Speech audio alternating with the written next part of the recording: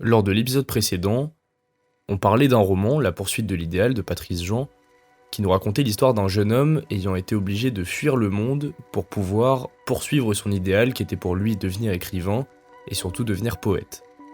Mais en chemin, on l'a vu, ce personnage a dû abandonner son idéal pour répondre aux obligations à la fois économiques et sociales de son temps. Mais vous êtes-vous demandé ce qu'il en aurait été si ce même jeune homme avait décidé dès le départ de ne rien troquer contre la poursuite de son idéal par pur idéalisme et de ne jamais se laisser corrompre par son environnement? Vous êtes-vous déjà demandé, en d'autres termes, ce qu'il se produirait si vous-même vous décidiez demain d'emprunter un chemin sans balise, un chemin noir? Eh bien c'est tout ce qu'on va voir aujourd'hui, mais avant tout, bonjour à tous et bienvenue dans ce nouvel épisode de La quête du sens.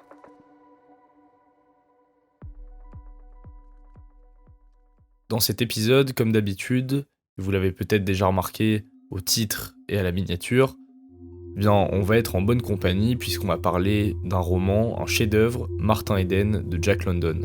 Et je ne vais pas m'attarder longtemps sur la présentation de l'auteur puisqu'en réalité, le roman dont on va parler est largement autobiographique, bien que Jack London ait longtemps contesté cette appellation, la trouvant quelque peu réductrice. Car l'histoire de Martin Eden, qui est pour beaucoup celle de son auteur, est une véritable tragédie. Tragédie d'un enfant de la classe ouvrière américaine, dur au mal, travailleur, un peu brut certes, et qui va rencontrer l'autre monde, celui de la bourgeoisie, par l'intermédiaire d'une femme qu'il va aimer, Ruth, et pour laquelle il va vouloir s'extraire à tout prix de sa condition. Voilà, entre autres, ce que vous réserve cet épisode.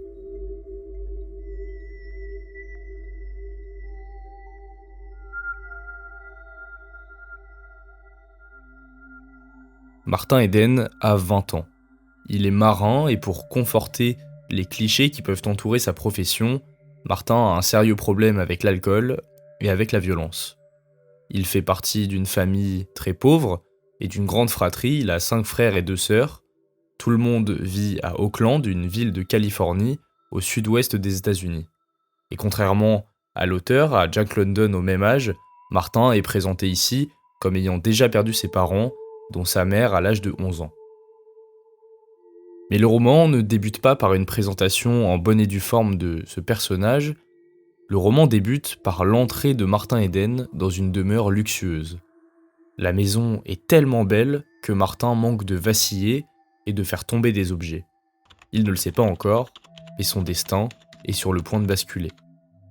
Il a été amené ici par un certain Arthur Morse, un jeune bourgeois que Martin a sauvé lors d'une bagarre, et en guise de remerciement, ce dernier tient à lui présenter sa famille. C'est alors que, s'avançant dans la pièce, Martin va faire la rencontre de Ruth, la petite sœur de Arthur Morse. Il n'a jamais vu de son vivant de femme aussi belle, aussi élégante, aussi raffinée, et l'éblouissement qu'il connaît confine alors à la fascination. Il la considère d'ores et déjà comme l'horizon de sa vie, pour lequel il va tout faire, comme vous pouvez l'imaginer, pour être à la hauteur, c'est-à-dire se cultiver, mieux s'exprimer, etc. Il s'oublia, dévorant la jeune fille des yeux. Il y avait là une raison de vivre, quelque chose à conquérir, une cause pour laquelle se battre, oui, et pour laquelle mourir. Les livres disaient vrai, de telles femmes existent, elle était l'une d'elles. On le voit directement, et c'est un point déjà très important que vous devez retenir, Martin est extrêmement sensible à la beauté. C'est un esthète qui ne se connaît pas encore. De son côté, Ruth, sous ses airs dédaigneux de pitié envers la brute inculte qu'incarne Martin, ne peut pour autant s'empêcher de se sentir attiré par sa virilité et sa vigueur. Il incarne en effet ce que le milieu bourgeois de Ruth ne connaît plus. Il a le cou hâlé, c'est-à-dire bruni par le soleil marin, et d'une largeur à faire pâlir un buffle, des bras musclés d'un homme vigoureux, vivant et plein d'énergie. Et là, on touche à un deuxième aspect très important chez Martin Eden, c'est le regard qu'il porte sur la bourgeoisie de son époque. Car voilà ce que l'auteur lui-même, Jack London, nous dit de sa conception de la société dans son ouvrage intitulé « Ce que la vie signifie pour moi ». C'est la même chose partout. Crime et trahison et crime. des hommes qui sont vivants mais qui ne sont ni propres ni nobles, la classe ouvrière, des hommes qui sont propres et nobles mais qui ne sont pas vivants, la bourgeoisie, et puis il y a la grande masse sans espoir, qui n'est ni noble ni vivante, mais simplement propre, la classe moyenne. Mais voilà le problème. Martin aspire à n'être pas simplement vivant, il veut également être propre et noble. En d'autres termes, il veut emprunter l'ascenseur social. Et pour un but bien précis, la conquête de Ruth. Pour être à la hauteur de son amour avec un grand A qu'il considère comme sacré. Il va alors commencer à changer toutes ses habitudes, il va apprendre les bonnes manières, notamment à table, et même apprendre à tenir une brosse à dents, à s'occuper de ses ongles, à repasser ses vêtements, et aussi à ne plus jurer. Un écart commence alors déjà à se creuser vis-à-vis des siens, il ne supporte plus la condition de la classe ouvrière. Et cette femme, Ruth, et sa famille bourgeoise, lui ont fait miroiter l'existence de la beauté avec un grand B, celle qu'on ne lit que dans les livres, qu'on n'imagine que dans nos rêves. Martin admire donc la bourgeoisie qu'il considère être remplie de beauté et de bonté. C'est l'idéal grec du kalos kagatos, du bel et bon, que Martin transpose sur cette classe. Or, si vous avez suivi, c'est là que toute la subtilité du personnage de Martin Eden entre en jeu. Il n'est pas seulement un pauvre marin inculte désirant devenir un riche bourgeois cultivé, non. Martin, lui, a soif de beauté et est pleinement vivant, contrairement à la classe bourgeoise. Dès lors, la question va se poser pour Martin de comment s'élever sans se trahir. Comment combler cet écart et faire partie des leurs, mais sans trop leur ressembler non plus. Eh bien pour Martin Eden, la réponse est claire, c'est par les livres, par la lecture, qu'il va emprunter l'ascenseur social. Car les livres, en effet, permettent à la fois de se cultiver, d'affiner ses idées, de mieux s'exprimer, ce qui est a priori l'apparat de la bourgeoisie, et ce qui permet, par-delà le capital financier, de les identifier par leur capital symbolique, pour reprendre la terminologie de Bourdieu dont je vous ai parlé lors de l'épisode précédent. Martin veut donc quitter son monde, la mer, pour rejoindre la montagne des livres. Il va alors se rendre à la bibliothèque municipale d'Auckland, lieu que l'auteur a par ailleurs réellement fréquenté, mais il est subitement assommé par le travail à accomplir. Et cet effet-là, vous l'avez peut-être déjà ressenti vous-même lorsque vous allez dans une grande librairie. De tous côtés, les livres semblaient l'oppresser et l'écraser. Il n'aurait jamais cru que le trésor des connaissances humaines fût aussi considérable. Il était épouvanté. Comment son cerveau pourrait-il jamais maîtriser tout cela ? Plus tard, il se souvint que d'autres, pourtant beaucoup d'autres, y étaient parvenus. Et il se jura tout bas, en un serment véhément, que son cerveau pourrait faire ce que le leur avait fait. Martin va donc se mettre à étudier, à lire énormément, et Ruth, voyant ses efforts et ses améliorations, va lui exposer l'exemple d'un certain monsieur Butler, un employé de son père qui s'est lui-même extrait de sa condition par un travail acharné. Mais pour Martin, les sacrifices de jeunesse que monsieur Butler a dû faire pour parvenir à gagner tout cet argent, la trahison envers lui-même qu'il a dû effectuer pour se sortir de sa condition sociale, sont parfaitement inutiles dans la mesure où il ne poursuivait aucun idéal. Il ne s'est élevé ni pour les yeux d'une femme, ni pour satisfaire un idéal de beauté, alors à quoi bon toutes ces privations, si ce n'est pour retirer la vie qui est en soi ? Martin, on l'aura compris, ne considère l'argent que comme un moyen vers la fin que représente l'idéal, en l'occurrence, l'amour sacré que Ruth pourrait ressentir pour lui. Et si c'était encore un peu flou pour vous, c'est ici qu'on peut commencer à faire des ponts. On l'a dit, l'expérience de la beauté chez Martin Eden, concrètement sa rencontre avec Ruth et la visite de sa demeure, c'est ça sa véritable source de vie. Martin est un esthète, il est profondément sensible à la beauté des choses, des femmes, des œuvres, et il se nourrit de cela. Pour lui, seule la beauté compte, et vivre une vie qui s'en détournerait n'aurait aucun sens. Dès lors, comment vivre une vie tournée vers la beauté ? Et c'est alors que, dans une grandiose épiphanie, lui vint la grande idée. il écrirait. Il serait l'un des yeux par lesquels le monde voit, l'une des oreilles par lesquelles il entend, l'un des cœurs par lesquels il éprouve. Il écrirait de tout, de la prose et de la poésie, des romans et des récits, des pièces comme Shakespeare. Telle serait sa carrière, et c'est grâce à elle qu'il gagnerait Ruth. Ainsi, on commence à le comprendre, ce qui pousse bien souvent l'homme, de manière générale, à se dépasser dans sa vie, c'est la poursuite d'un idéal. Et pour Martin, eh bien, cet idéal, c'est celui de la beauté et de l'amour, en tout cas de la possibilité d'un amour qu'incarne Ruth. Et on pourrait même s'aventurer ici à une généralisation. Que représente Ruth ? Eh bien Ruth, en tout cas c'est mon opinion, représente l'idéal féminin que tous les hommes n'ont pas encore forcément rencontré. Et même sans en avoir fait la rencontre, mais tout en étant certain de son existence, c'est bien cet idéal-là qui va leur insuffler leur élan vital, ou du moins qui va mettre leur élan vital déjà présent au service d'une quête lui permettant de se déployer.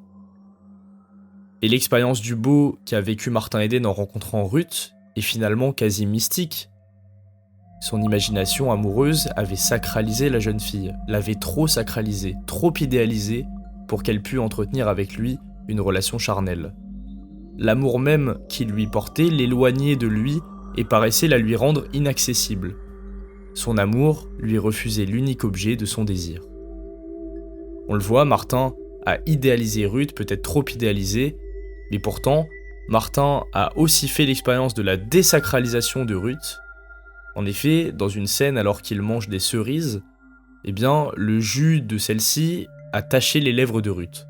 Et cette scène, qui peut paraître anecdotique, et qui est pourtant très poétique, eh bien, fait comprendre à Martin qu'en réalité, si Ruth peut être tachée par du jus de cerise, eh bien, elle est aussi faite d'argile comme lui, modelable, qu'in fine, il s'agit d'une femme comme les autres. Mais quand bien même Martin a pu se rendre compte de cela durant quelques secondes, eh bien c'est déjà trop tard, l'engrenage tragique de son existence est déjà engagé. Il écrivait d'abondance, dans une concentration extrême, du matin au soir et jusque tard dans la nuit, ne s'interrompant que pour se rendre à la salle de lecture, aller emprunter des livres à la bibliothèque ou rendre visite à Ruth. Il était profondément heureux. Il vivait des jours intenses, sa fièvre ne retombait jamais, il connaissait cette joie de créer qui est censée être le privilège des dieux. Cet élan vital, cette puissance créatrice que connaît Martin, c'est à la fois la source du cours de son existence, et pour filer la métaphore de l'eau, c'est également son embouchure, l'endroit où elle se jette dans l'océan, où son parcours s'achève. Car Martin, dans sa quête de sens, dans sa poursuite de l'idéal, est seul, très seul. Seul avec son ambition, que personne d'ailleurs n'encourage, pas même Ruth, qui cherche sans cesse à le rabattre dans un chemin de vie plus classique, plus stable, à l'instar de Monsieur Butler dont on a parlé plus avant, et qui consisterait concrètement à reprendre les études pour devenir un homme d'affaires, un journaliste ou un juriste. Elle ne s'émerveille même pas non plus de ses découvertes intellectuelles, qu'elle connaît déjà sans les avoir lues, mais dans une sorte de savoir aseptisé qui ne se connaît pas lui-même. Et petit à petit, Martin va se rendre compte de l'imposture de la bourgeoisie, qui sait parler des livres qu'elle n'a pas lus, et qui par-dessus tout, n'a pas de pensée propre, et qui ne sait surtout pas s'étonner de la beauté d'un vers ou d'un raisonnement. On le voit, l'écart se creuse, mais il va encore se creuser lorsque Martin va être contraint de travailler en parallèle de son activité d'écriture, qui ne lui rapporte pour l'instant rien. Il va donc travailler dans une blanchisserie loin de Auckland, mais dès les premiers jours, à la fin de ses journées de travail, Martin est tellement harassé qu'il s'endort mécaniquement, sans avoir lu ni écrit un paragraphe d'un seul livre. Son travail à la blanchisserie est un véritable assommoir. L'assommoir faisait son office, Martin était réduit à l'état de machine, à sa seule force de travail. Et la seule échappatoire dans ces cas-là, Martin la connaît bien, c'est l'alcool. L'ivresse que lui procure l'alcool permet à son cerveau de se rallumer quelques instants, de s'évader de la prison de travail et de fatigue dans laquelle il est en train de pourrir. Or, Martin, initialement, voulait travailler à la blanchisserie, précisément pour avoir le temps et l'énergie de poursuivre son rêve de devenir écrivain en parallèle de ce métier qui était alimentaire. Martin, se rendant compte de l'incompatibilité des deux choses, va donc arrêter de travailler à la blanchisserie et retourner en mer pour pouvoir poursuivre son rêve de devenir écrivain.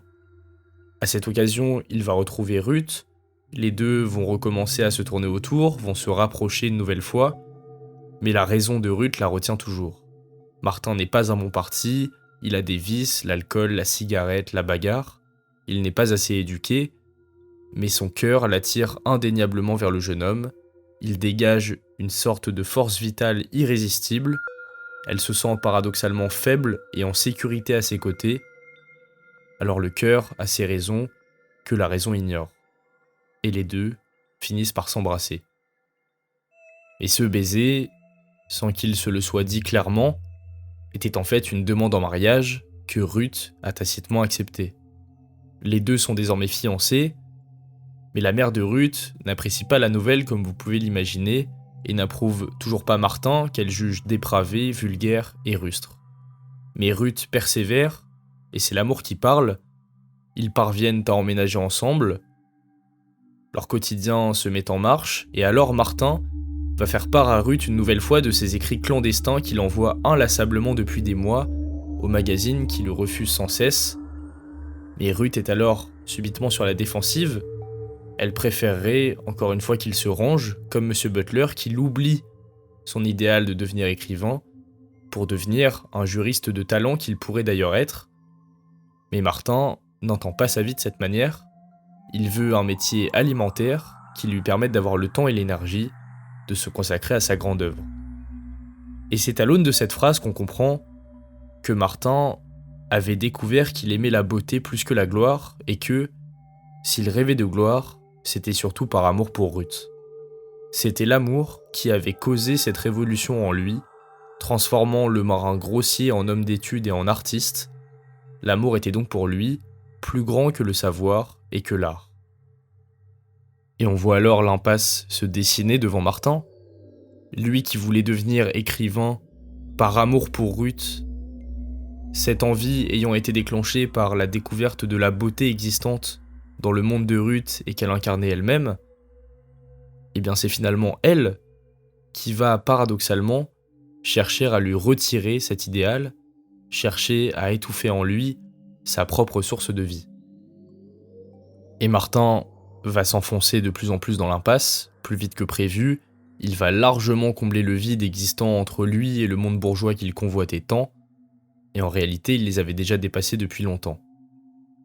Martin avait déjà découvert qu'il surpassait Ruth par les capacités de son esprit, comme il surpassait par les capacités de son esprit ses frères et son père. En dépit des avantages que lui conférait sa formation universitaire, et malgré son diplôme de licence, Ruth n'atteignait pas à la puissance intellectuelle de Martin. Et cette année passée à se mieux connaître et à se constituer un bagage, lui donnait une compréhension du monde, de l'art et de la vie qu'elle n'aurait jamais. Et en effet c'est très juste, puisque Ruth n'est même plus en mesure, et ne l'a en réalité jamais été, de comprendre les motivations mêmes de Martin, car elle est trop conforme, trop attachée au modèle de réussite de son entourage, et est absolument incapable d'en imaginer d'autres. On assiste en réalité à la confrontation symbolique entre le conformisme hérité de Ruth et la profonde transgression de Martin. Martin est révolutionnaire dans ses idées, et Ruth ne supporte pas cela par confort et même par conformisme, son logiciel mental ne lui permettant même pas d'entendre et encore moins de comprendre ce que Martin lui raconte. L'écart se creuse encore et toujours. Martin a désormais tout abandonné, même le métier alimentaire qu'il avait pour subvenir à ses besoins. C'est de la prose alimentaire qu'il écrit désormais, ou du moins qu'il tente d'écrire puisqu'il va de refus en refus. Martin alterne alors entre les périodes de vache maigre, ponctuées d'emprunts, de gages, avec les quelques acceptations de ses textes qui l'arrachent parfois et qui lui permettent de relever la tête hors de l'eau pendant quelques temps. Et on peut le comprendre, alors que Ruth voit son bien-aimé sombrer petit à petit, et croyant trouver une forme de compromis pour lui et aussi pour elle, va lui proposer la voie du journalisme, naturellement, puisque Martin Eden ne fait qu'écrire, et ce serait tout naturel pour lui d'écrire des articles qu'il pourrait vendre à des journaux. Et elle l'enjoint, sans s'en rendre compte encore une fois, à abandonner son esprit créateur, auquel Martin ne peut pas céder. Martin est d'autant plus très critique vis-à-vis de ces gens du monde journalistique, tout comme les chefs de rédaction et les critiques littéraires. Pour lui, et il est très dur, voilà où réside l'épouvantable paradoxe, les portes d'entrée de la littérature sont gardées par des cerbères qui sont des ratés de la littérature. Et Ruth lui pose alors légitimement la question, « Puisque tu veux être l'un d'eux, comment les grands écrivains ont-ils fait pour réussir ?»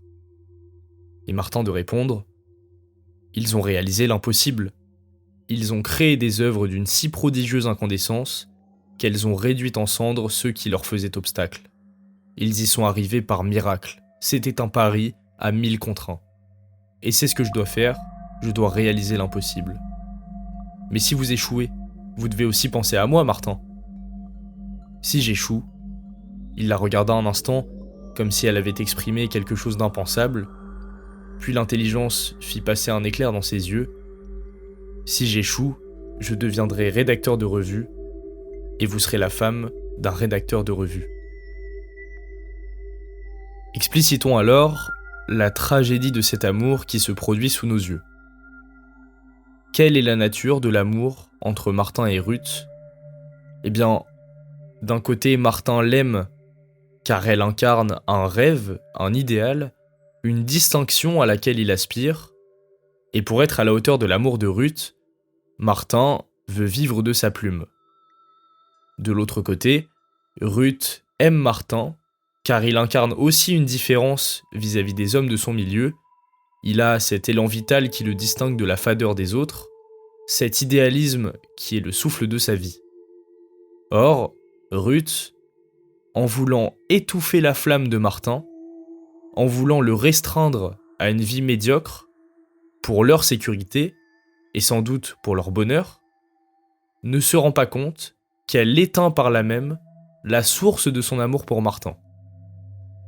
Car la source de son amour pour Martin, c'est son élan vital, et l'élan vital de Martin, c'est de vouloir devenir admirable aux yeux de Ruth. Et tous les éléments du tragique sont là, et le romanesque tout autant, puisqu'on assiste dans le roman à une sorte de mise en abîme.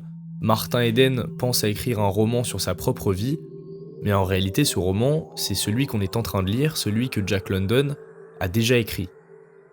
Et à ce titre, le narrateur nous fait une révélation de l'essence romanesque de l'histoire entre Martin Eden et Ruth.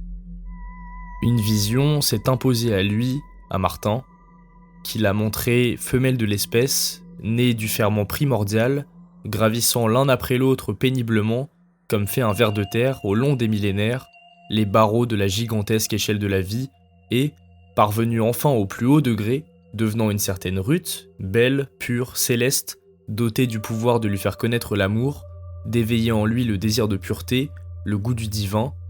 En lui, Martin Eden, issu de surprenantes façons du grouillement et de la fange, des innombrables erreurs et ratés d'une création ininterrompue. C'était là que résidait le romanesque, le merveilleux, la splendeur. Tel était le matériau qu'il lui fallait, si seulement il pouvait trouver les mots. Les saints du ciel, ce n'étaient que des saints, ils l'étaient malgré eux, mais lui était un homme. Et comprenez ici la confidence de Jack London qu'il nous fait sur l'essence tragique de l'histoire entre Martin Eden et Ruth. Il s'agit finalement de la rencontre entre d'une part Ruth, qui est la créature la plus évoluée de l'espèce en termes évolutionnistes, et de Martin, qui, par une sorte de saut, de bond en avant, bien qu'il était extrait du grouillement et de la fange, comme il nous dit, eh bien, a fait la rencontre de Ruth, cette créature merveilleuse, alors que lui-même est un moins que rien. Et alors que le récit tourne un peu en rond à ce moment, Martin continue d'écrire sans cesse, mais n'est que trop rarement publié. Il est en train de mourir de faim en réalité, il est endetté, il peine à se vêtir, et Ruth tente sans relâche de son côté de faire en sorte que Martin se range pour pouvoir assurer leur mariage, assurer leur avenir. Mais c'est là qu'un nouveau personnage va faire son apparition. Et il s'agit d'un certain Brissenden, qui semble être l'âme sœur intellectuelle de Martin. On ne saura d'ailleurs jamais bien qui était cet homme, qui était-il, qu'était-il, Martin ne le sut jamais. C'était un homme sans passé, avec pour avenir l'imminence de la mort, et pour présent, une véritable fureur de vivre. En cela, Martin et Brissenden se comprennent parfaitement, ils ont d'ailleurs les mêmes références, la même originalité dans le raisonnement, et c'est presque à se demander si Brissenden, n'est pas qu'une hallucination qu'est en train de faire Martin. Seulement, Brissenden l'avertit. À un autre titre que ce qu'a pu lui dire Ruth, il lui dit « Que cherchez-vous donc dans les cités malades et corrompues des hommes ? Vous vous suicidez chaque jour un peu plus en perdant votre temps à prostituer la beauté dans les intérêts des seigneurs du royaume des magazines. » Car pour Brissenden, Martin est en train de se perdre. Il doit arrêter à tout prix de rechercher la gloire par la beauté, précisément parce que la beauté, pour lui, doit être la seule fin. Et Martin de lui répondre « Non pas pour la gloire, mais pour l'amour », dit Martin en riant. L'amour semble n'avoir aucune place dans votre cosmos, dans le mien, la beauté est la servante de l'amour. Mais conformément à sa propre pensée, qui est que la beauté doit être la seule fin, Brissenden, qui s'adonne lui aussi à l'écriture, ne veut pas publier ce qui pourtant est un chef-d'œuvre aux yeux de Martin, et qui lui ferait même rencontrer un grand succès à coup sûr. Fidèle à sa philosophie, Brissenden ne veut pas la gloire, il veut garder cette beauté, sa beauté qu'il a créée lui-même, pour lui. Pour ce personnage, qui nous éclaire d'un jour nouveau, la vigueur et l'élan vital de Martin Eden sont toute la tragédie de son existence. Cela le pousse à être terriblement tourmenté par la jante féminine, par l'amour d'une femme qu'il idéalise, mais pour Brissenden, la vraie fin n'est pas l'amour, mais la beauté. Il enjoint alors Martin à se trouver une femme qui serait moins coincée, moins étriquée que Ruth dans sa petite morale bourgeoise qu'elle aimera toujours plus que lui, et qui serait en mesure de l'aimer passionnément. Autrement, Martin risque de se brûler les ailes dans ce monde en décrépitude. Car au fur et à mesure, on le voit, sa vigueur et son élan vital ne le mènent pas seulement à l'abîme en amour, mais aussi socialement. Il est en effet intéressant de s'attarder quelques instants sur la matrice idéologique que s'est construite Martin Eden par ses lectures pour comprendre sa vision du monde. Martin se revendique comme étant un disciple de Herbert Spencer, un grand philosophe et sociologue britannique ayant appliqué les théories de l'évolution de Darwin aux sociétés humaines et qui a théorisé notamment quelque chose que vous connaissez peut-être, qui s'appelle la sélection des plus aptes. Martin se revendique également nietzschéen, en ce qu'il adhère à l'explication que fait Nietzsche de la morale des forts et des esclaves, et en cela fait de Martin un individualiste réactionnaire qui critique de manière acerbe les socialistes, et notamment les socialistes bourgeois à qui il a affaire, et voici d'ailleurs sa pensée pleinement résumée. C'est ainsi qu'aucune société composée d'esclaves ne peut durer. La vieille loi du développement est toujours valide. Comme je l'ai montré, dans la lutte pour l'existence, les forts et leur progéniture tentent à survivre, alors que les faibles et leur progéniture sont écrasés et tentent à périr. En conséquence, les forts et leur progéniture survivront, et tant que la lutte durera, la force de chaque génération s'accroîtra. Tel est le développement. Mais vous autres, esclaves, il est dur d'être esclave, je vous l'accorde, vous rêvez d'une société qui mettra fin à la loi du développement, où les faibles et les incapables ne périront plus, où chaque incapable pourra manger autant qu'il le veut, et aussi souvent dans la journée qu'il le souhaite, où tous pourront se marier et procréer, les faibles comme les forts. Quel en sera le résultat ? La force et la valeur intrinsèque de chaque génération cesseront de s'accroître, mais au contraire diminueront. Telle est la némésis de votre philosophie d'esclave, votre société d'esclaves, faite d'esclaves, pour eux et par eux, s'affaiblira inévitablement et partira en morceaux à mesure que la vie qui est sa substance s'affaiblira et partira en morceaux. Alors je ne vais pas vous faire ici un énième topo sur la morale des forts et des esclaves de Nietzsche, car elle a déjà été largement expliquée de tous bords et peut être souvent mal comprise. en précisant que je ne prétends pas moi-même l'avoir totalement comprise, pour cela que je me garderai de vous l'expliquer pour le moment, mais simplement ce qu'on peut dire, c'est qu'aux yeux de Martin Eden, les forts dont parle Nietzsche ne sont pas, comme on pourrait directement le penser, les plus forts physiquement, mais bien, et dans les termes de Spencer et selon un point de vue évolutionniste, les plus aptes à être sélectionnés, c'est-à-dire peut-être les plus malins, les plus intelligents, les plus adaptés. Car pour Martin Eden, l'égalité n'existe pas. Et tout ce qu'il reproche à la bourgeoisie, et précisément à la bourgeoisie socialiste, c'est de se comporter comme si l'égalité existait, et même de la détruire en prétendant se battre pour elle et en son nom. Quant à lui, Brissenden semble plus lucide, et par pragmatisme est devenu socialiste, ayant acté que les esclaves et les faibles ont d'ores et déjà gagné. Pour lui, Martin, avec ses idées nietzschéennes, est une sorte de créature antédiluvienne, alors que le déluge s'est déjà produit. A préciser d'ailleurs que, contrairement à Martin, et peut-être plus comme Brissenden, Jack London lui-même était socialiste. Et en cela, Brissenden et Martin Eden sont peut-être sans doute les deux faces d'une même pièce, les deux versants antagonistes de la pensée de l'auteur. Mais ces belles, ces grandes idées que j'agite depuis quelques minutes maintenant, vont être rudement mises à l'épreuve dans le roman. Les choses vont alors s'enchaîner assez vite. Ruth, à la demande de sa mère, va mettre fin aux fiançailles avec Martin, et Brissenden, son compagnon, va se suicider très soudainement. Martin va alors réellement sombrer. Il entre, face à toute cette souffrance, dans une sorte de déréalisation. L'abîme entre lui et les siens n'a jamais été aussi profond, le déracinement n'a jamais été aussi fort. Il se laisse alors totalement aller. Il n'écrit plus, il ne lit plus, il dort énormément, sa vie est au point mort, totalement vide. Et pourtant, et tragiquement, au moment où il abandonnait la lutte, la chance tourna. Mais elle tourna trop tard. En effet, après avoir envoyé pendant des années des centaines de manuscrits à des dizaines de revues et de magazines, Martin commença enfin à recevoir des chèques, et des gros chèques de leur part. Ils achetaient enfin ses écritures, il allait enfin pouvoir en vivre, et même plus qu'en vivre, il allait peut-être connaître la gloire qu'il désirait tant, par amour pour Ruth. Mais vous l'avez peut-être vu venir, Martin était déjà sorti de route. Il est même retourné quelque temps à sa vie d'avant, dans son bar de marin dans lequel il avait fait les 400 coups. Il a retrouvé ses amis d'antan, il a retrouvé également Lizzie, une brave fille amoureuse de lui qu'il avait attendue durant ses 2 années d'absence. Celle-ci, il pouvait l'aimer, il pouvait lui offrir la vie dont elle avait toujours rêvé, la rendre heureuse, la combler, à défaut de pouvoir le faire avec Ruth et d'être comblé lui-même.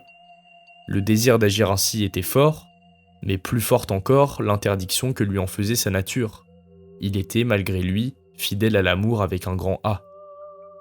Et alors qu'elle l'embrasse et lui dit qu'elle pourrait mourir pour lui, Martin est certes ému, et se dit en lui-même, amèrement, « Tu n'es pas une brute, et tu es un bien piètre Nietzschéen. Tu l'épouserais si tu le pouvais, et tu comblerais de bonheur son cœur tout palpitant.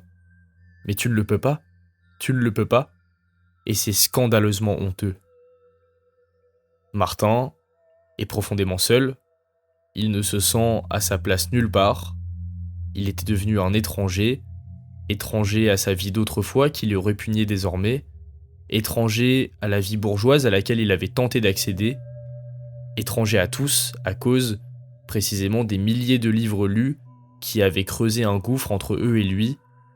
Il s'était exilé, il avait parcouru le vaste royaume de l'intellect, et plus aucun retour chez lui n'était maintenant possible. Son déracinement est totalement achevé. Et parallèlement, on pourrait croire que tout va bien, le succès de Martin va croissant, il est édité et publié, ses livres se vendent à des dizaines de milliers d'exemplaires, sa fortune grandit en conséquence, mais il n'est plus là, il est totalement absent. Le succès a un goût amer. D'autant plus qu'avec le succès, les vestes se retournent. Il est subitement invité à dîner partout, même les Morse, la famille de Ruth, le réinvite, mais Martin ne comprend pas. La seule différence d'avec avant, c'est sa célébrité. Le travail, il l'avait déjà effectué. Ces livres qui sont maintenant publiés et vendus, Il les avait déjà écrits lorsqu'il n'avait pas un sou pour manger et que tout le monde lui tournait le dos. La phrase qui l'obsède à la fin du roman est la suivante : « J'avais fait mon travail ». Et malgré sa totale absence, Martin va profiter de sa fortune pour mettre à l'abri les gens qu'il estime, notamment Maria, la modeste femme chez qui il logeait, à qui il avait promis d'offrir une ferme, ce qu'il fit, et ce qui était d'ailleurs son rêve, et que Martin réalisa. Il fit également profiter de sa fortune à Lizzie, à défaut de pouvoir l'aimer comme elle le voudrait. Et à la toute fin du roman, Ruth vint le visiter en cachette dans l'avant-dernier chapitre. Sa mère est désormais d'accord pour que Martin et Ruth se marient, bizarrement, et cela est évidemment dû à son succès nouveau, ce que Martin ne supporte absolument pas. Pour lui, elle aurait dû rester, elle aurait dû croire en lui, conformément à sa conception de l'amour avec un grand A, de l'amour sacré. Au lieu de ça, Ruth, vous étiez prête à me détruire au nom de votre idée de ce qu'était mon bien, et la bourgeoisie a peur de la vie. Vous avez tout fait pour m'inspirer cette peur, vous m'auriez fait rentrer dans la norme, vous m'auriez serré dans le petit tiroir de votre bonheur du jour, où toutes les valeurs de la vie sont dépourvues de réalité, factices, vulgaires. Et même à cet instant, vous ne comprenez toujours pas ce que je dis.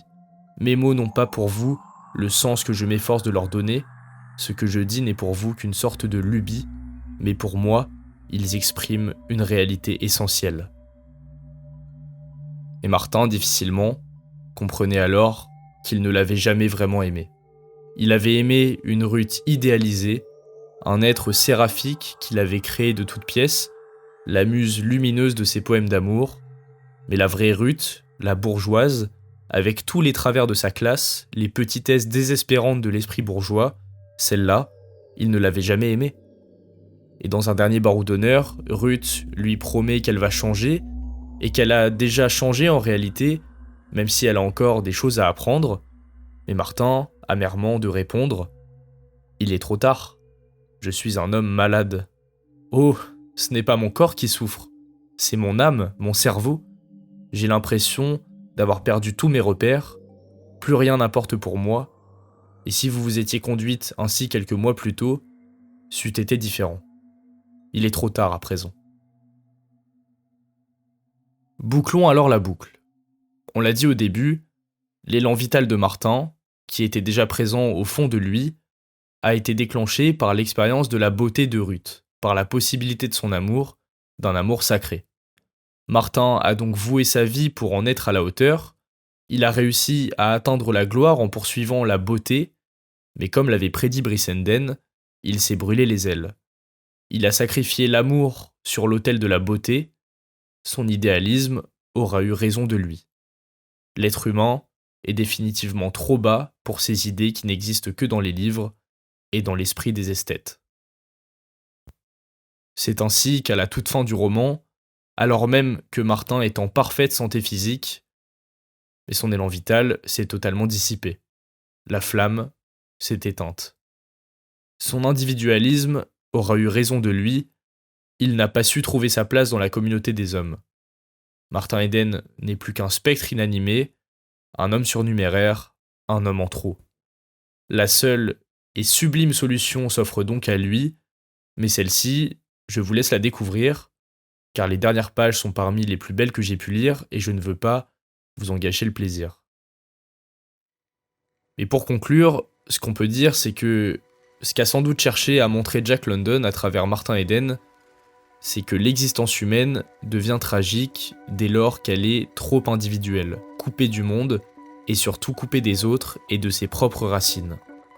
Et Jack London le confie d'ailleurs dans une lettre qu'il a écrite à un ecclésiastique qui a attribué la fin tragique de Martin Eden à son manque de foi religieuse. Martin Eden a échoué parce qu'il n'est même pas arrivé à l'homme, il n'a pas été aussi loin que lui-même, et le reste de l'humanité ne comptait pas pour lui. Merci à tous de m'avoir écouté. Si l'épisode vous a plu, je vous invite à laisser un like à cette vidéo, ça m'aiderait beaucoup. Vous pouvez également commenter, je serai ravi de vous lire. N'hésitez pas non plus à écouter les autres épisodes, à partager tout cela avec vos proches si ça vous plaît. Et pour rester au courant de la suite des événements, vous pouvez me suivre sur Instagram, sur YouTube, Spotify ou Apple Podcast. Tous les liens sont en description. En attendant, je vous laisse avec tout ce qui vient d'être dit. Je vous invite à lire évidemment ce magnifique ouvrage, à vous en faire une réflexion personnelle, à prendre des notes, à les relire encore, pour ancrer la connaissance dans votre mémoire. Je vous remercie encore une fois, et à bientôt.